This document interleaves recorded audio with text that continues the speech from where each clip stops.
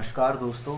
इससे पहले हमने जितने भी आयोग पढ़े हैं उन सबको क्या है आप इस चैनल की प्लेलिस्ट सेक्शन में जाकर देख सकते हैं। अभी तक हमने 12 आयोगों को समाप्त कर दिया है और इससे पिछला जो हमारा लेक्चर था वो राज्य महिला आयोग के ऊपर था। तो चलिए आज शुरुआत करते हैं हम और देखते हैं राष्ट्रीय बाल अधिकार संरक्षण आयोग के बारे में। तो देखिए दोस्तों, इसके नाम से ही आप समझ सकते हैं कि हमारे देश में बच्चों को लेकर जो अपराध हो रहे हैं, जैसे कि उनका यौन शोषण, उनकी किडनैपिंग, ठीक है, या उनको कम उम्र में काम कराना, उन अपराधों के निराकरण के लिए या उन अपराधों के खिलाफ कार्रवाई करने के लिए ही क्या है, राष्ट्रीय बाल अधिकार संरक्षण आयोग की स्थापना की गई थी। तो चलिए मेन मुद्दों की बात करते हैं हम। देखिए, सबसे पहले तो आप एक बात याद रखिएगा कि आप जब भी कोई भी आयोग पढ़ते हो तो आप उस आयोग का इंग्लिश और हिंदी फुल फॉर्म याद रखिएगा। साथ ही साथ उसकी स्थापना कब हुई, किस अधिनियम के तहत हुई, इन बातों को अच्छे से याद रखिएगा। उसकी संरचना कैसी है ये भी याद रखिएगा, क्योंकि ये वो प्रश्न हैं जो कि सभी आयोगों से क्या है कॉमन तरीके से पूछे जाते हैं। इनमें कोई खासियत वाली बात नहीं रहती, इनसे प्रश्न बनना स्वाभाविक होता है। ठीक है, तो चलिए हम बात करते हैं सबसे पहले कि राष्ट्रीय बाल अधिकार संरक्षण आयोग का इंग्लिश में क्या फुल फॉर्म है। तो देखिए, राष्ट्रीय बाल अधिकार संरक्षण आयोग को इंग्लिश में कहते हैं national commission protected for child rights. और ऐसा का ऐसा ही क्या है आपके लिए प्रश्न बनकर आ सकता है। वो कहेगा कि NCPCR किसका संक्षेप अक्षर है। ऑप्शन में आपको दे देगा राष्ट्रीय बाल अधिकार संरक्षण आयोग, राष्ट्रीय महिला आयोग, ठीक है, राष्ट्रीय मानव अधिकार आयोग। तो आप क्या है इसको याद रखोगे तो सही टिक लगाकर आ जाओगे। क्या है इसका full form, national commission protected for child rights, याद रखिएगा। अब हम बात करते हैं इसके गठन के बारे में। तो देखिए, जैसा कि मैंने आपको बता ही दिया है कि चाहे कोई सा भी आयोग हो, चाहे राष्ट्रीय महिला आयोग हो, चाहे बाल संरक्षण आयोग हो, या कोई सा भी आयोग है, सभी की आप क्या है स्थापना जरूर याद रख कीजिए। तो अगर हम बात करें इसके गठन या स्थापना के बारे में, तो 5 मार्च 2007 के दिन क्या है इसकी स्थापना हुई थी। याद रखिएगा, वेरी वेरी मोस्ट इंपॉर्टेंट। राष्ट्रीय बाल अधिकार संरक्षण आयोग की स्थापना कब हुई, तो राष्ट्रीय बाल अधिकार संरक्षण आयोग की स्थापना हुई 5 मार्च 2007 के दिन।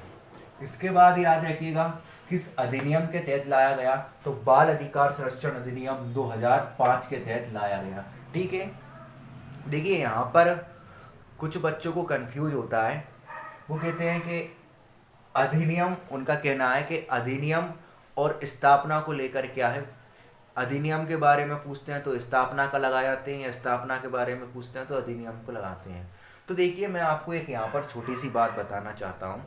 सामान्यतः जब भी किसी आयोग का गठन किया जाता है या किसी भी सरकारी संस्था का गठन किया जाता है, तो उसके गठन से पूर्व क्या है एक अधिनियम लाया जाता है। उस अधिनियम को पारित कर ही क्या है उस आयोग का गठन किया जाता है। तो इसमें कंफ्यूज होने वाली कोई बात नहीं है। याद रखिएगा, जो अधिनियम है वो पहले आएगा और जो आयोग है वो बाद में स्थापित होगा। ठीक है दोस्तों, अधिनियम पहले आएगा और जो आयोग है वो बाद में स्थापित होगा। जैसे कि बाल अधिकार संरक्षण अधिनियम कब आया, 2005 में, और इसके तहत राष्ट्रीय बाल अधिकार संरक्षण आयोग की स्थापना कब की गई, 2007 में। तो इस चीज को क्या है आप ध्यान में बैठा कर रखिए, और इस प्रकार क्या है आपको अधिनियम और स्थापना की डेट को लेकर कंफ्यूजन बिल्कुल भी नहीं होगा। तो देखिए, राष्ट्रीय बाल अधिकार संरक्षण आयोग की स्थापना हुई 5 मार्च 2007 के दिन, और राष्ट्रीय बाल अधिकार संरक्षण आयोग की स्थापना किस अधिनियम के तहत हुई, तो बाल अधिकार संरक्षण अधिनियम 2005 के तहत। फिर देखिए, इसका मुख्यालय कहाँ पर है, तो मुख्यालय है इसका नई दिल्ली में। एक प्रश्न आपसे पूछा जा सकता है कि जो राष्ट्रीय बाल अधिकार संरक्षण आयोग है ये किस उम्र के व्यक्तियों को बच्चों की गिनती में गिनता है, तो 0 से लेके 18 साल तक के जितने भी युवक युवतियां हैं इनकी गणना क्या है ये बच्चों में करता है। ठीक है, और इन्हीं लोगों को क्या है ये प्रोटेक्टेड करने का काम करता है। यहाँ तक आपको समझ में आया।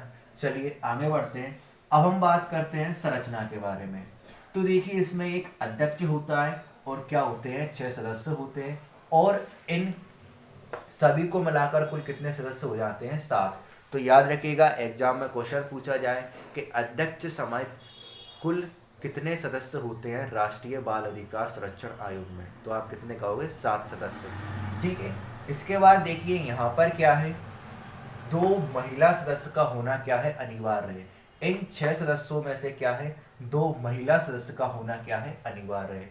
अब यहाँ पर भी किसी ने पूछा कि ये जो नियम होता है कि एक एससी का, एक एसटी का, या 2 महिला सदस्य, तो ये जरूरी मतलब इसमें कुछ आरक्षण होता है या कुछ वैसा होता है?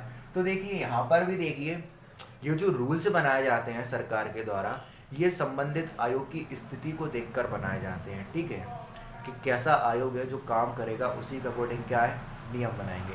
अब जैसे कि आपने मध्य प्रदेश राज्य महिला आयोग देखा, तो वहाँ पर भी आपने देखा कि जो महिला आयोग की अध्यक्ष जो है वो महिला बन रही है। राष्ट्रीय महिला आयोग में भी आपने यही देखा कि राष्ट्रीय महिला आयोग की अध्यक्ष जो है वो महिला बन रही हैं। क्यों?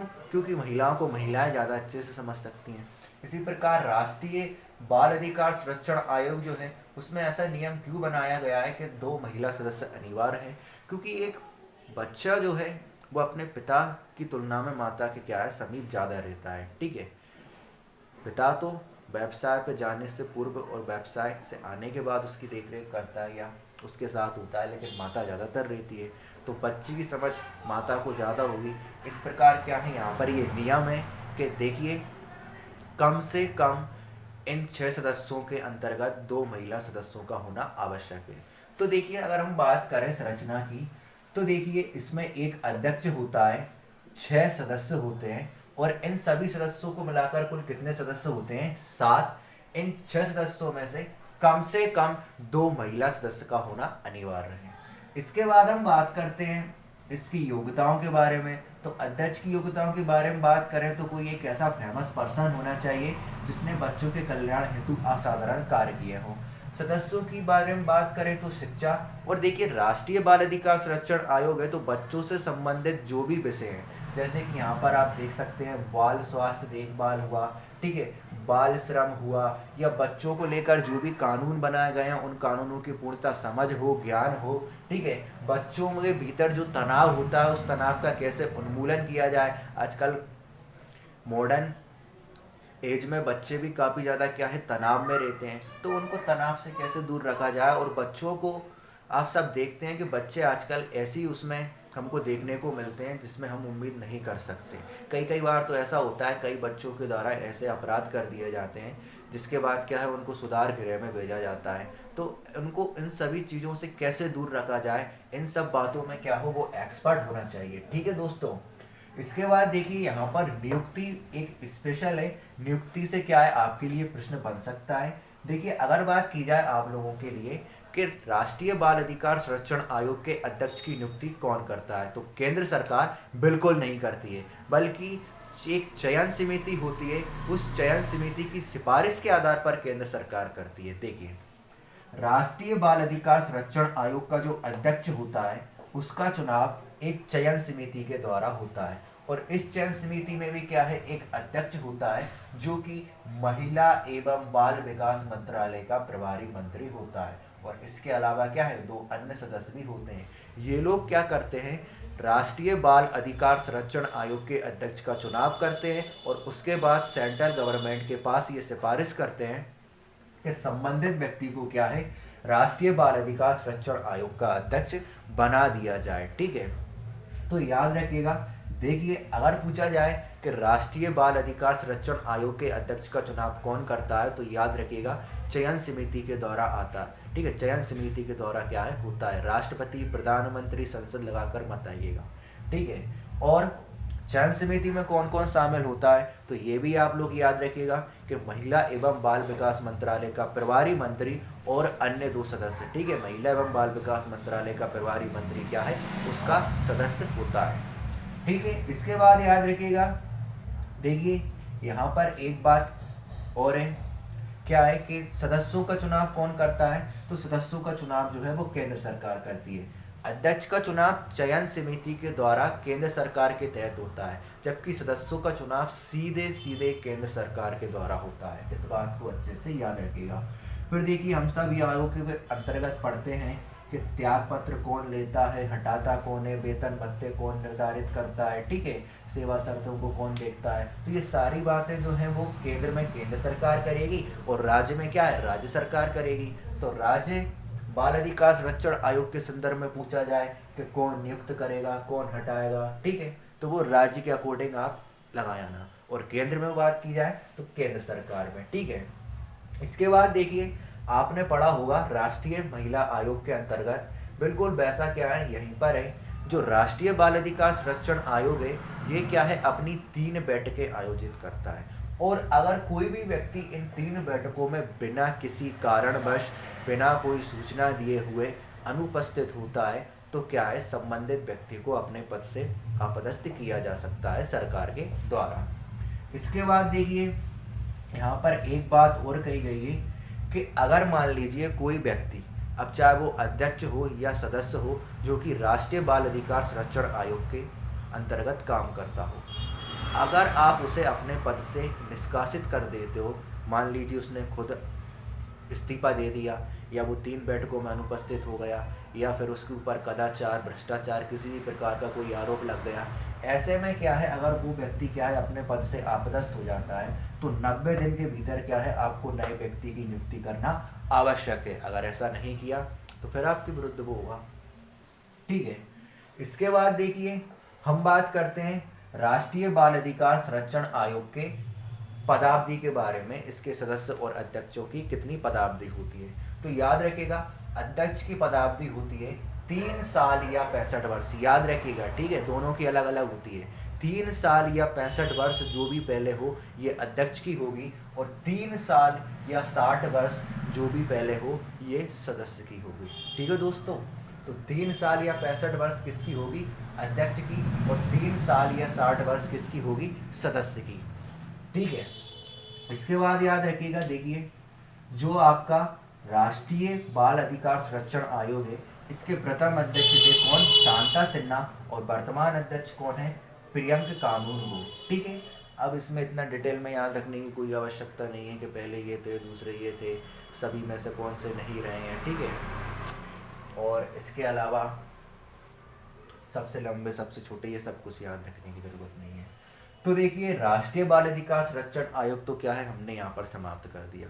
अब राष्ट्रीय बाल अधिकार संरक्षण आयोग जो है वो है, ठीक है, मध्य प्रदेश राज्य बाल अधिकार संरक्षण आयोग जो है वो राष्ट्रीय बाल अधिकार संरक्षण आयोग की तुलना में ज़्यादा भिन्न नहीं है। तो हम यहीं पर उसको फिनिश कर लेंगे, और फिनिश करने की तैयारी पहले से ही यहाँ पर है। तो देखिए, अगर हम बात करें कि मध्य प्रदेश राज्य बाल अधिकार संरक्षण आयोग की स्थापना कब हुई, तो 2007 में हुई थी। लेकिन 5 मार्च के दिन राष्ट्रीय बाल अधिकार संरक्षण आयोग की स्थापना हुई, जबकि आपकी मध्य प्रदेश की कब हुई, तो 22 दिसंबर के दिन। कब हुई, 22 दिसंबर के दिन।